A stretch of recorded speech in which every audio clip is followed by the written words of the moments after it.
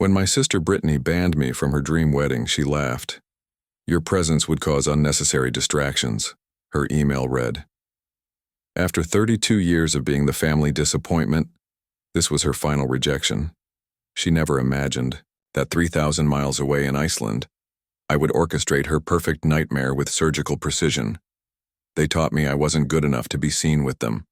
I'll teach them what happens when they make me invisible. The email arrives on a Tuesday morning. Your presence at my wedding would cause unnecessary distractions, I'm sure you understand. I read my sister Brittany's words 3 times, each syllable burning into my brain. No pleasantries, no false regrets. Just clinical excision from what should be a family milestone. My phone rings. Mother. Darling, it's really for the best? You know how you can be. Her voice drips with rehearsed sympathy. Brittany's marrying into the Whitehall family. The guest list is selective. I say nothing, letting the silence stretch between us. Mark, are you there? I understand perfectly. I finally reply, my voice hollow. After hanging up, I sit motionless in my apartment, surrounded by the evidence of my systematic exclusion. Childhood photos where I stand slightly apart from Brittany. School awards my parents never attended. Holiday gatherings where my gifts were opened last and with forced smiles. I think back to when this pattern began. The memory surfaces with perfect clarity. 16-year-old Brittany accidentally spilling red wine on my suit minutes before my Princeton interview. Oops, she said, not bothering to hide her smirk as our parents fussed over her, completely ignoring my ruined opportunity. That day cost me my future at Princeton. Today, she's trying to erase me completely. When I meet my only true friend Alex at the bar that night, the dam finally breaks. They finally did it, I say, staring into my whiskey. Officially excommunicated me from the family. Fight back, Alex urges, placing a hand on my shoulder. I'm tired of fighting, I respond, but my gaze drifts to a TV mounted above the bar. It's showing a travel documentary about Iceland's stark, isolated landscapes. Something shifts inside me, a coldness I've never allowed myself to feel before. Alex notices my expression. What are you thinking? I look back at the whiskey in my hand, nothing yet. Just tired of being the family punching bag. That night I make my first move. I post about a soul-searching journey to Iceland on all my social media accounts. Time to find myself. Shark's self-discovery. Iceland. New beginnings. The sympathy comes pouring in from acquaintances and colleagues. My mother texts almost immediately. We're proud of you for taking this time for yourself. Much better than making a scene. I stare at her message, feeling something cold crystallize in my chest. She assumes I've accepted defeat. She believes I'll disappear quietly while they celebrate without me. I book a one-way ticket to Reykjavik, making sure the confirmation appears on my social media timeline. Sometimes distance brings clarity, I write. More sympathetic comments flood in. Looking back, I should have recognized the calculating precision that was forming in my mind, but at that moment, all I felt was a strange, icy clarity. The next morning, I begin researching Brittany's wedding vendors. The exclusive boutique, making her custom gown. The caterer known for impossible-to-book reservations. The high-end DJ who handles only society weddings. The wedding planner's email address. The digital RSVP system they're using. I compile the information methodically, like assembling a dossier. This isn't random anger. This is the beginning of something much more deliberate. How's the Iceland planning going? Brittany texts, her false concern transparent. We'll miss you at the wedding, but this is probably better for everyone. I reply with a scenic photo of Icelandic waterfalls from Google. Finding my center. Hope your special day is perfect. I note how she doesn't even pretend to be disappointed about my absence. No fake invitation. No wish you could be there. Just satisfaction that the family embarrassment will be safely out of sight. I didn't realize then how deeply satisfying it would be to make plans while they believed I was surrendering. 3 days before my flight, Father calls. Your mother says you're going abroad. Yes, I reply. Iceland, time to reflect. A pause. Good. That's mature of you, son. Sometimes knowing when to step back is the wisest choice. I almost laugh at the irony. They think I'm finally learning my place. They have no idea what I'm actually learning. I want you to know, he continues, his voice taking on that patronizing tone I've heard my whole life, that while we support your journey of self-discovery, some distance between you and the family might be best for a while. Brittany's starting a new chapter. The Whitehalls are very particular about their social circle. Translation: stay gone. You're not good enough for our new connections. I understand, Dad, more than you know. The day before my flight, I received the final insult, an email from Brittany's wedding planner, accidentally copying me on the discussion of seating arrangements. We've removed Monsieur Foster from all plans as requested, it reads. The mother confirmed he won't be in the country, so we can proceed without contingencies for his arrival. They planned contingencies in case I showed up uninvited. They discussed strategies to remove me if I appeared. I always thought I knew how little they valued me. I was wrong. It was even less than I imagined. I could have canceled everything then, shown up at the wedding, created a scene, but that would only confirm their narratives about me. Unstable, embarrassing, inappropriate, no. They deserve something more deliberate, more devastating, more complete. As I board my flight to Iceland, I smile at the flight attendant with a peacefulness I genuinely feel. For the first time in my life, I have absolute clarity of purpose.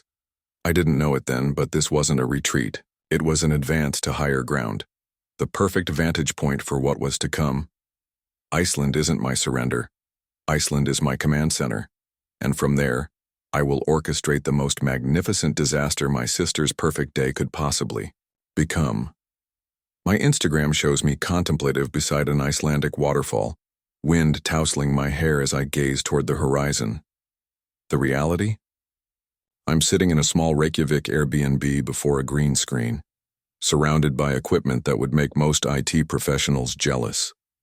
3 monitors display everything I need: Brittany's wedding plans, vendor contracts, venue layouts, and a countdown timer.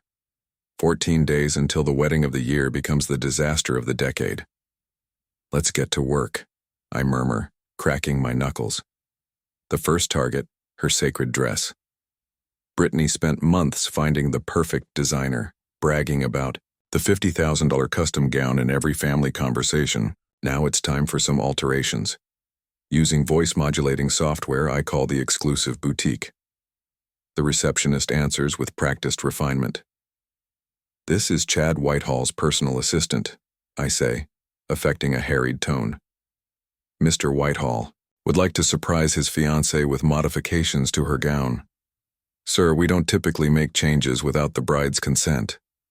Mr. Whitehall understands, but he's envisioning something more avant-garde.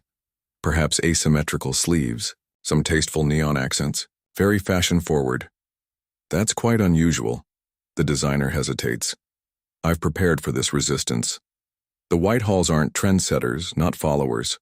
Mr. Whitehall mentioned your boutique specifically because you understand vision. But if you're uncomfortable taking fashion risks, perhaps we should consult with Marchesa instead. The name drop works its magic.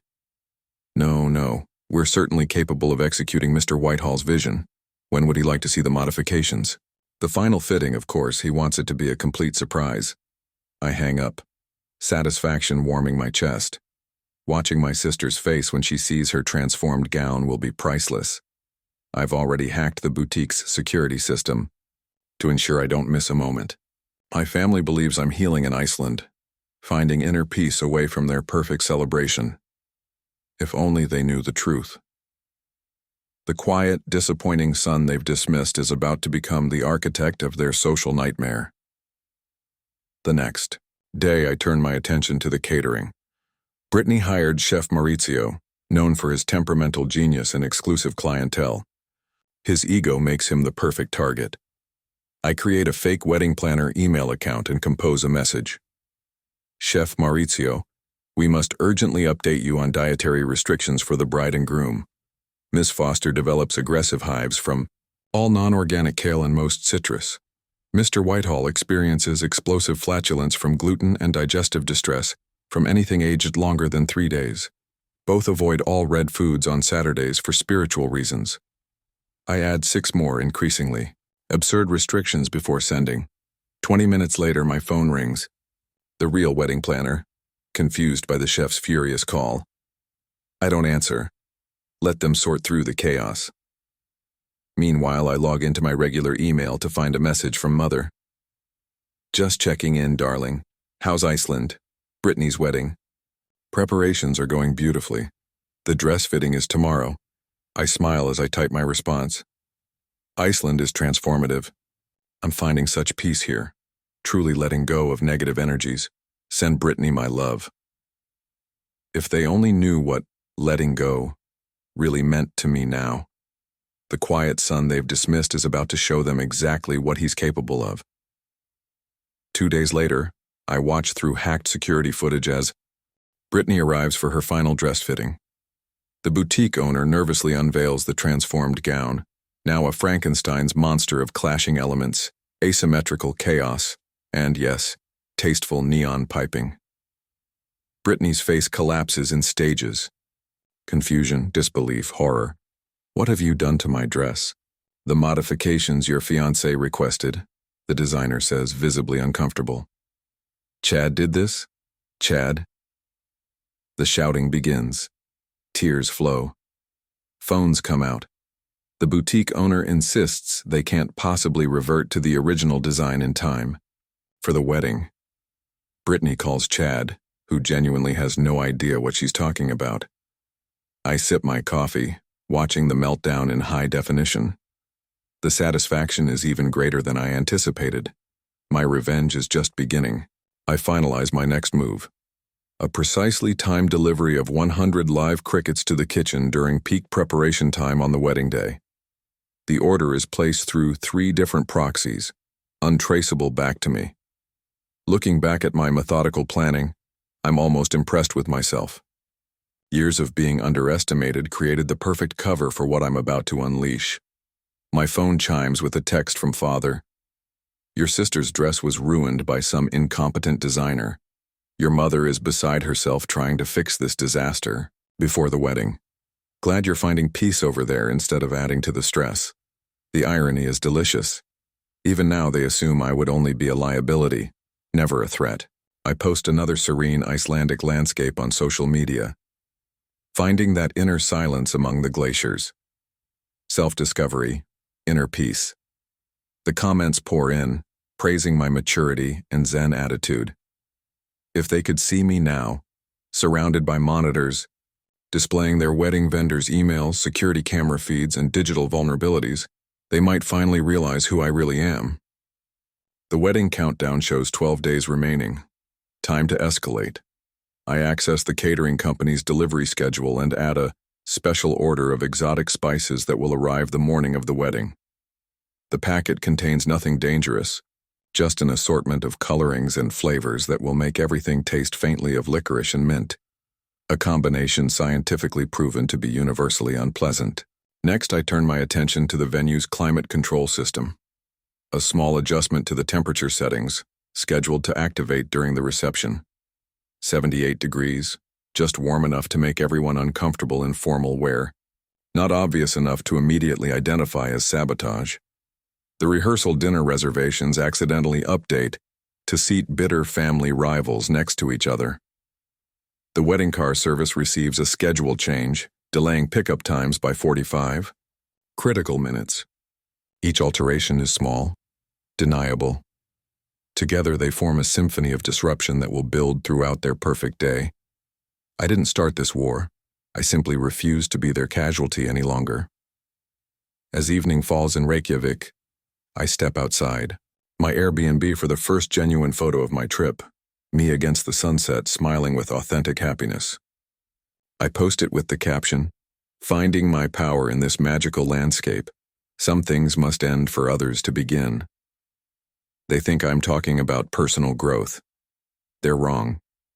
The quiet sun they've dismissed their entire lives is about to show them exactly what happens when you push someone too far. Their perfect day is about to become perfect hell, and I, 3,000 miles away, will watch it burn. 2 weeks until the wedding. Time to escalate beyond physical disruptions and into digital sabotage. First target, the music. Brittany selected, an internationally acclaimed DJ known for celebrity weddings and society events. His digital security is surprisingly weak. I access his cloud storage where the wedding playlist sits, meticulously organized into ceremony, cocktail hour, dinner, and dancing segments.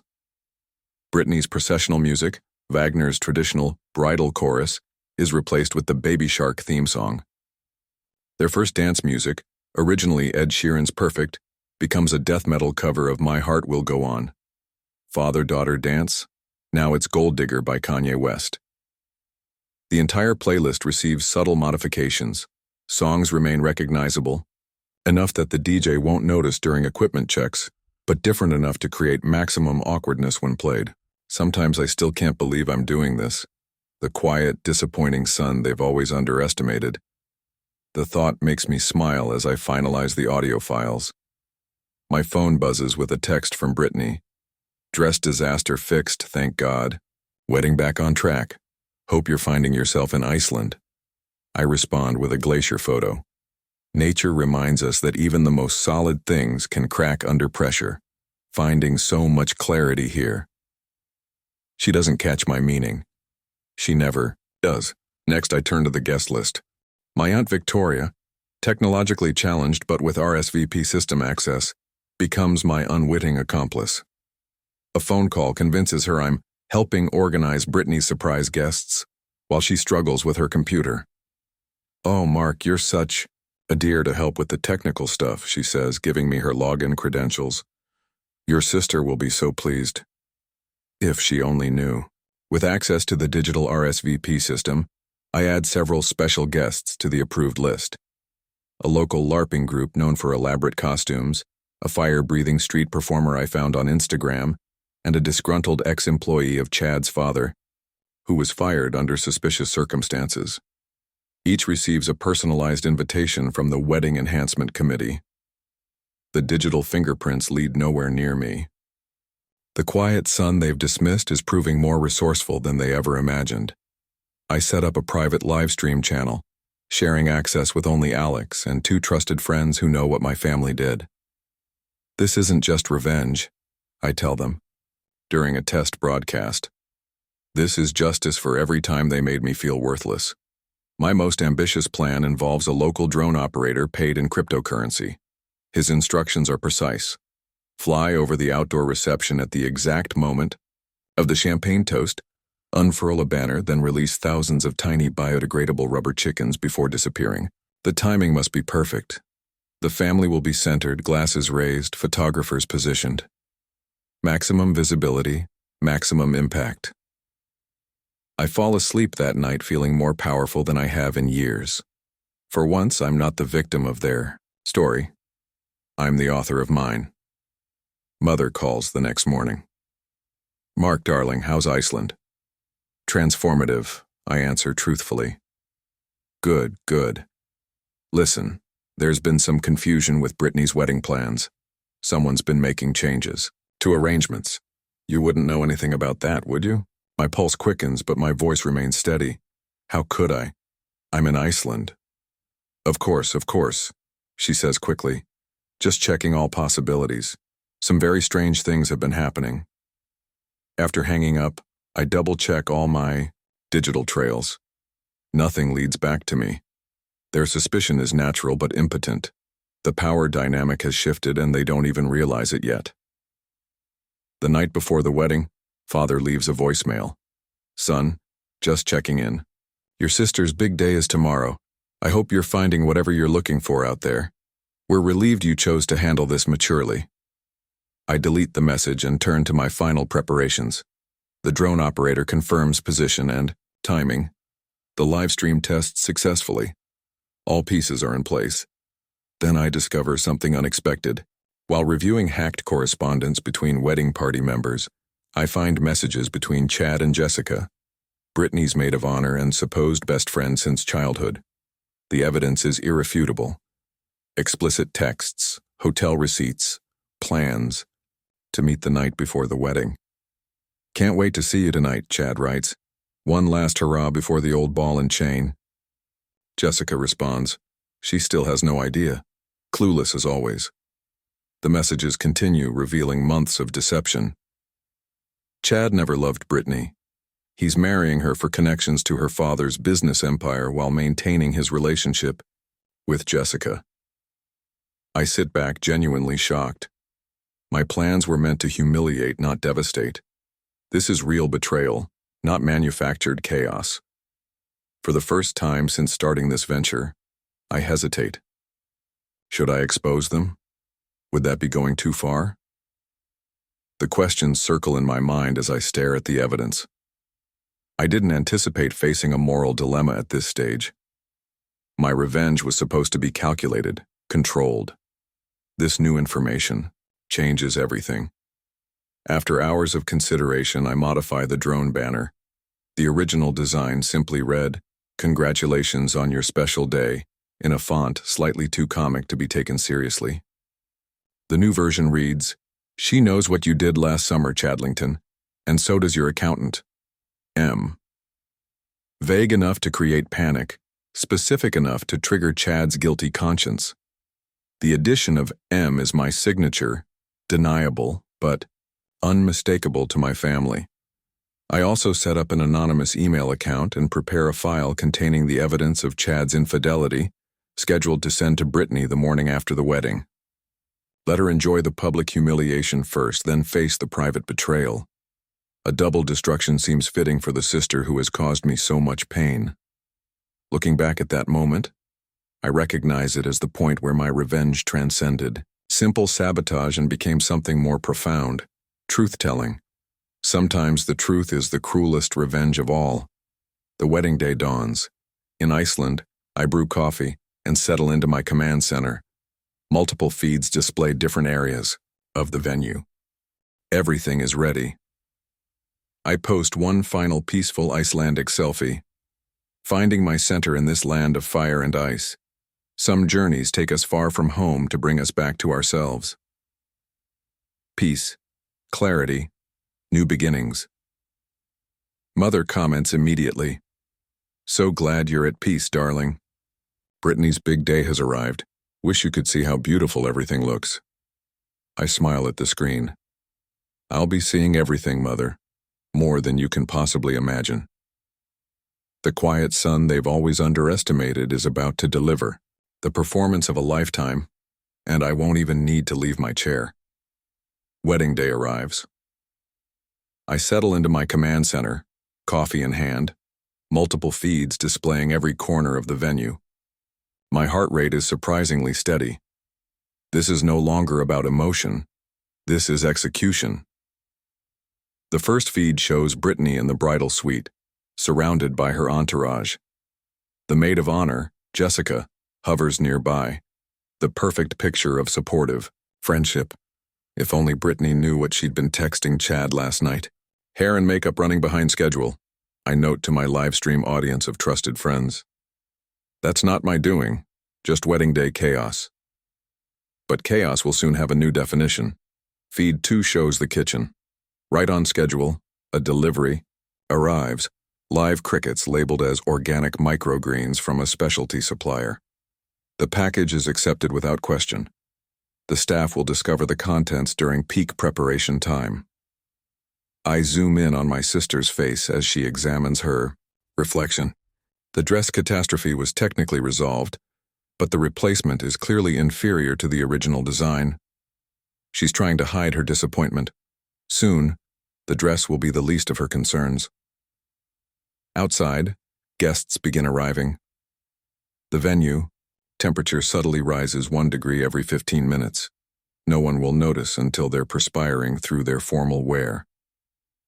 "This is Mark Foster," I tell my private audience, reporting live from Iceland while orchestrating my sister's wedding apocalypse from 3,000 miles away. The ceremony begins 30 minutes late due to transportation issues with several key family members. Mother looks stressed already, dabbing sweat from her forehead. Father checks his watch repeatedly. Then Brittany appears at the end of the aisle. Everyone stands. The music begins. Baby shark, do do do do do do. The expressions are priceless. Brittany freezes.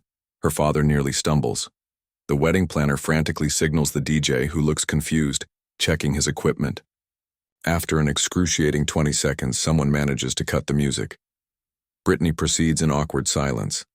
The perfect ceremony, already crumbling. I take a sip of my coffee, satisfaction warming my chest.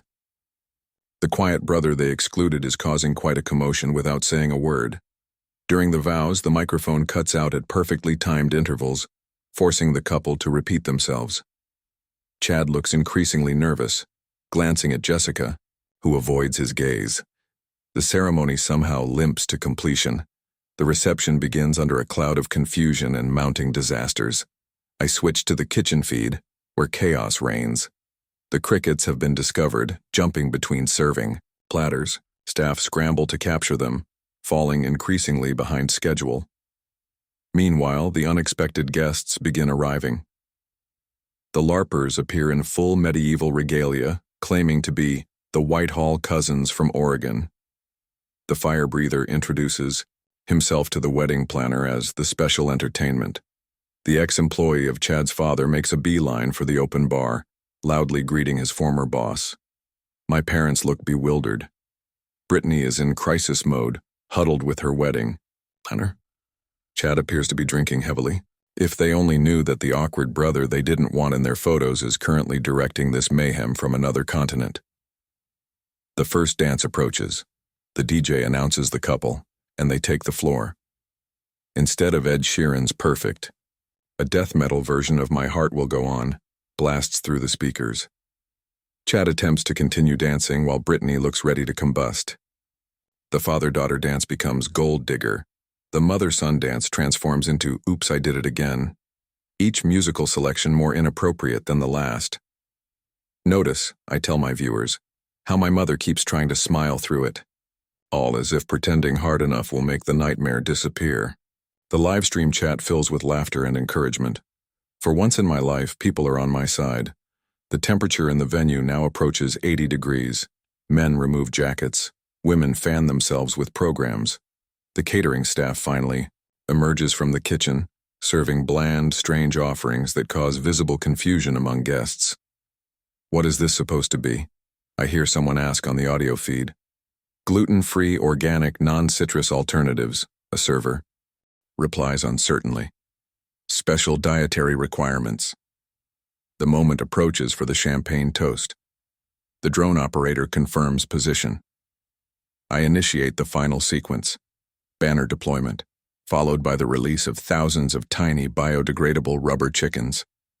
Ladies and gentlemen, I whisper to my screen. The main event. The drone appears above the toast just as Chad's best man concludes his speech. Guests point upward. The banner unfurls for all to see. She knows what you did last summer, Chadlington. And so does your accountant. M. Chad's face goes pale. Jessica abruptly stands, mumbling excuses, and flees toward the exit. Confusion ripples through the crowd. Then comes the rain of rubber chickens, hundreds of them, cascading down onto the head table. Brittany, already at her breaking point, collapses in tears. My parents rush to damage control, but it's too late. The wedding is imploding in real time, captured by hundreds of smartphones. The truth, I tell my viewers, hurts more than fiction. Looking back at that moment, watching my family's carefully constructed facade crumble through the camera feeds, I felt something unexpected. Not just satisfaction, but liberation. Years of being the family disappointment, the awkward presence they needed to explain away, suddenly reversed. Now they were the spectacle, and I was the composed one.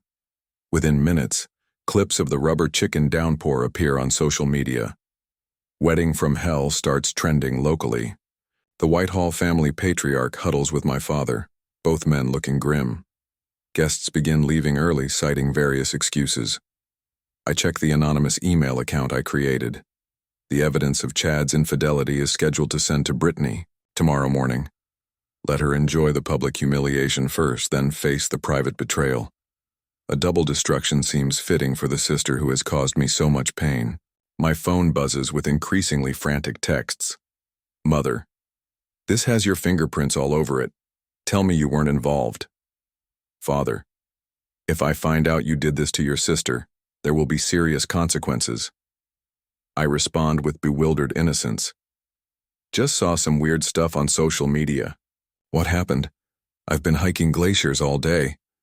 They have suspicions but no proof. The power dynamic has shifted permanently.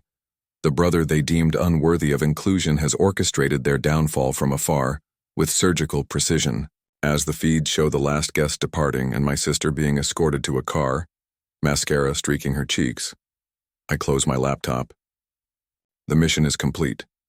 Tomorrow, the evidence of Chad's betrayal will deliver the final blow. I step outside my Airbnb into the crisp Icelandic air, taking a genuine photo of the sunset. I post it with the caption, "Finding peace in solitude. Some journeys require distance to gain perspective."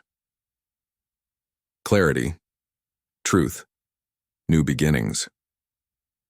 The quiet brother they excluded has spoken volumes without saying a word. And their perfect day has become the perfect nightmare, exactly as planned. Within hours, wedding from hell trends nationally.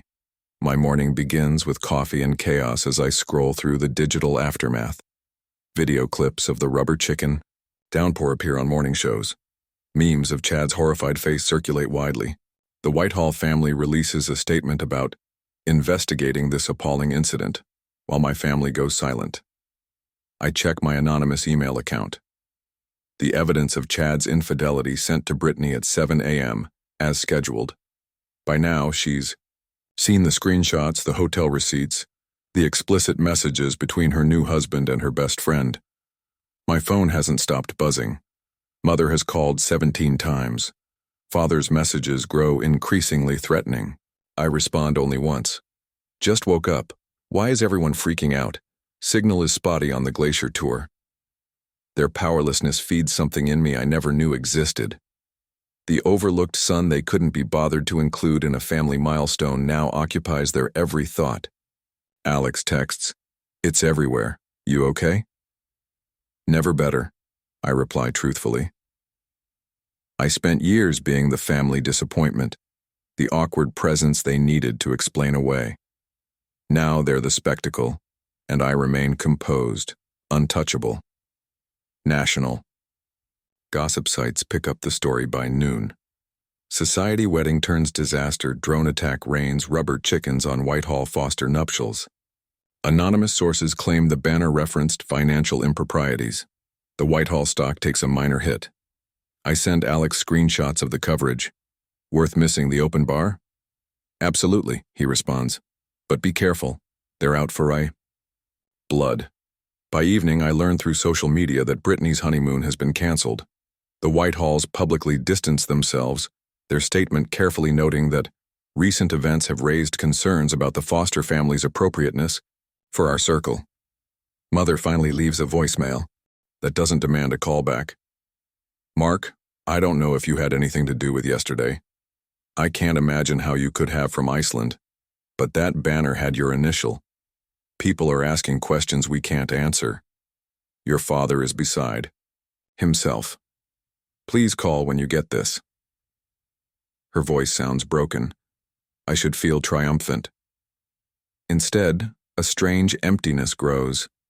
The revenge consumed me so completely that now, in its aftermath, I feel hollow. Looking back at that week, I realize revenge has a curious property. It transforms you as much as it does your targets. Day 3 brings news that Chad and Jessica have been spotted together at an airport, apparently fleeing the social fallout. Brittany has gone silent on all platforms. My parents issue a terse statement about privacy during this difficult time and disable their social media accounts. The empire I targeted lies in ruins. Yet I feel no joy, only a cold satisfaction that justice has been served. They excluded me from their perfect day. I ensured they'd never forget it. For 7 days, I maintained my Icelandic alibi, posting photos of glaciers, hot springs, northern lights. Finding such peace here, sometimes you need to step away to find your center. The comment section fills with praise for my zen attitude amidst family drama. If they only knew. When I finally board my flight home, I've deleted all evidence of my sabotage. My devices are clean. The cryptocurrency payments untraceable. The aliases abandoned. Nothing connects me to the devastation except perhaps my initial on that banner. And that could be coincidence. Alex meets me at the airport, concern etched on his face. Was it worth it? I show him my phone, an email from father formally disowning me, claiming I'm dead to them despite having no proof of my involvement. They already killed me years ago, I say flatly. I just returned the favor. The words sound hollow even to my own ears. Victory should feel better than this. As we leave the terminal, my phone chimes, a direct message from Jessica, Brittany's former maid of honor. To whoever exposed Chad, thank you. You freed me from making the worst mistake of my life. He was manipulating both of us. I'm sorry for my part in it all. I stare at the message, unsettled. My revenge inadvertently helped someone. The cold satisfaction I expected feels complicated now. Everything okay? Alex asks. Just unexpected consequences, I reply. I didn't anticipate being thanked by one of my targets. I didn't anticipate feeling empty after winning. The script I'd written for this revenge didn't include these complications. 3 months pass. The wedding incident fades from public memory, replaced by newer scandals. I rebuild my life, focusing on work, developing new friendships. My family remains silent. The disowning seems permanent. Then a text arrives from an unknown number. Coffee? Brittany. My first instinct is to ignore it. What could she possibly say that I need to hear? But curiosity wins. When and where? I respond. We arrange to meet at a quiet cafe across town. Against every rational instinct, I agree. I spend the night wondering what she wants. Confrontation? Reconciliation?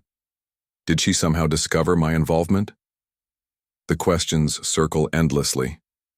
I didn't realize then that the final act of my revenge story wouldn't be written by me at all.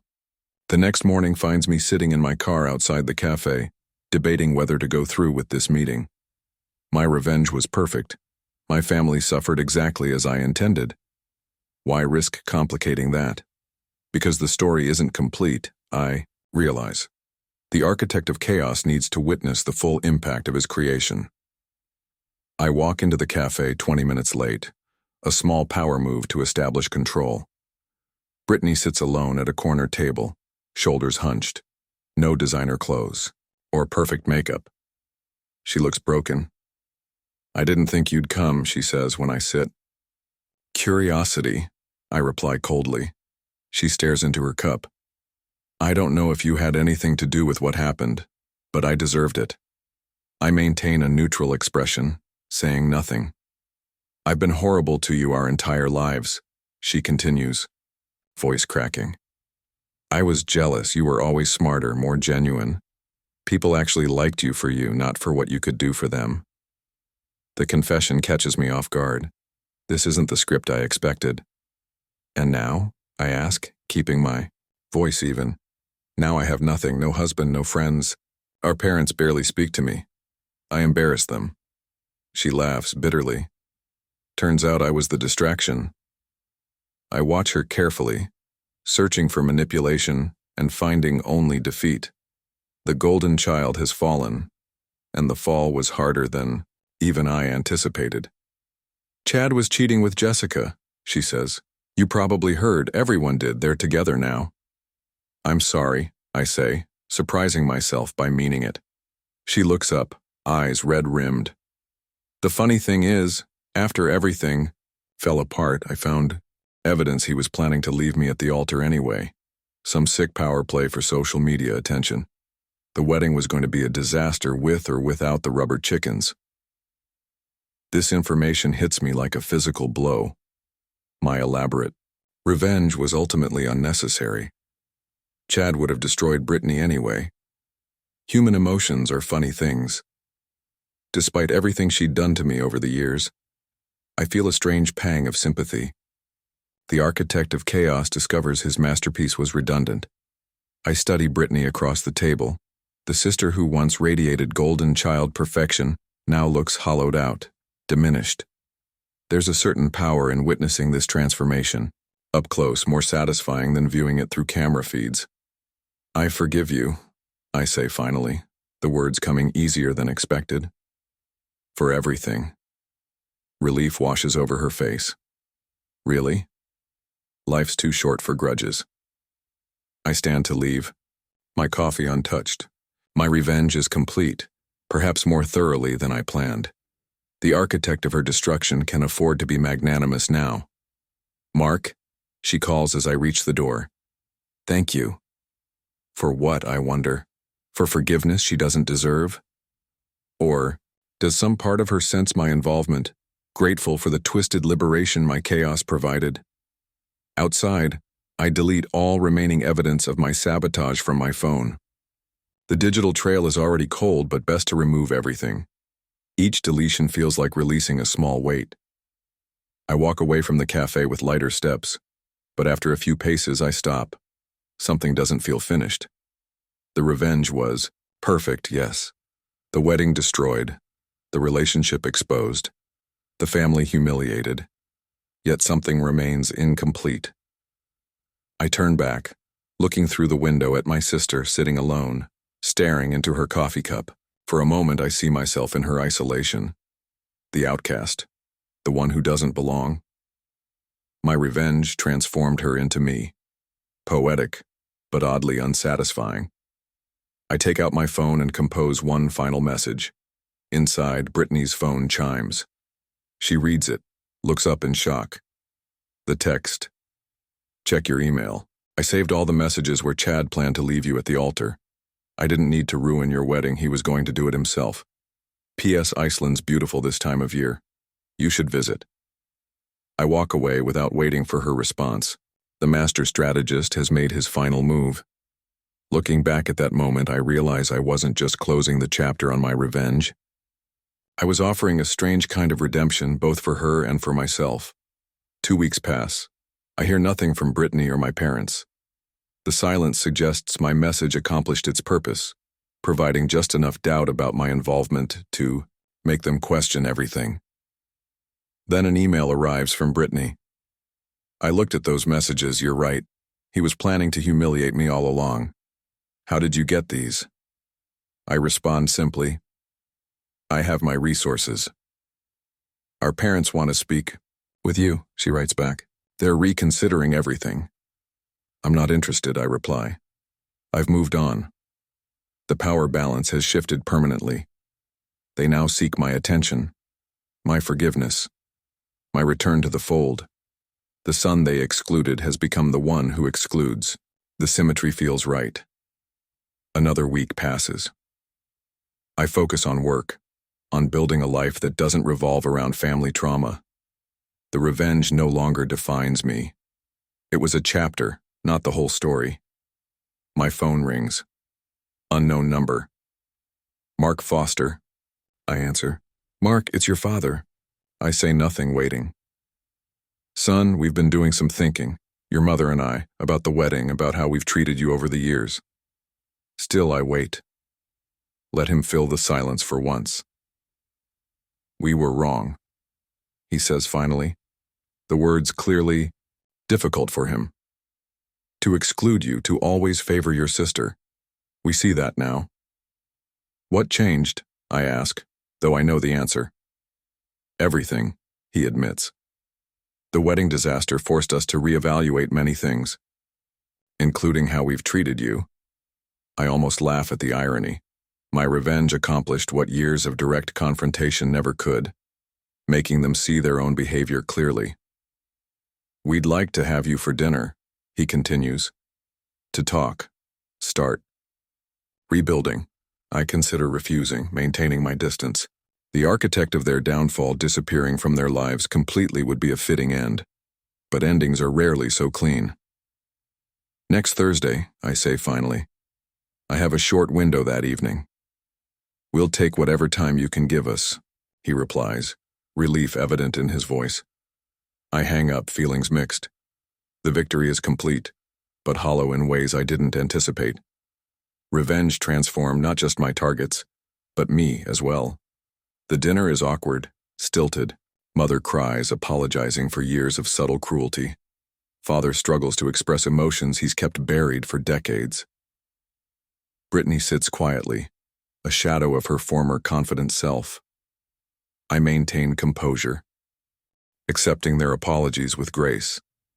The overlooked son now holds all the power in the family dynamic. They hang on my responses, desperate for forgiveness, for restoration. Iceland changed you, Mother observes. You seem different, stronger. If only she knew what really happened in that Reykjavik Airbnb, what I became there. Distance provides perspective, I reply neutrally. After dinner, Brittany walks me to my car. I've been thinking about your suggestion, she says, about visiting Iceland. It's worth the trip, I tell her. Will you come with me? She asks. Show me where you found your peace? The question catches me off guard. Take Brittany to the very place where I orchestrated her downfall. The irony is almost too perfect. Maybe, I answer non-committally. I'll think about it.